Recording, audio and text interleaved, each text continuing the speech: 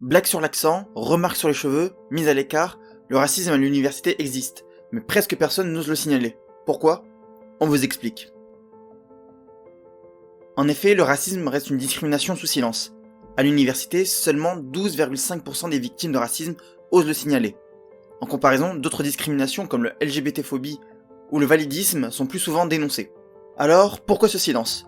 Premièrement, la peur des conséquences. En effet, certains étudiants craignent des répercussions sur leur parcours universitaire. Deuxième possibilité, la banalisation des discriminations.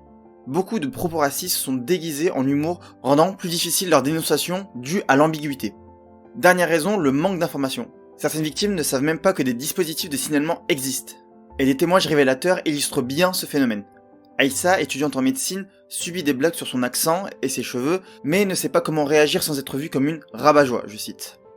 Lynn, étudiante franco-japonaise, a entendu des remarques racistes sur son copain sans jamais en parler à l'administration. Quant à Ahmed, pris à partie par un professeur, il n'a pas signalé l'incident par peur de répercussions sur son avenir. Un problème subsiste aussi du côté des enseignants. En effet, certains professeurs ou personnels administratifs sont mis en cause, ce qui accentue la méfiance envers l'université.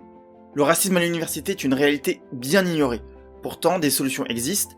Formation du personnel, dispositifs de signalement plus visibles, anonymat renforcé, mais est-ce véritablement suffisant? Dites-le nous en commentaire et abonnez-vous pour plus d'actu étudiante.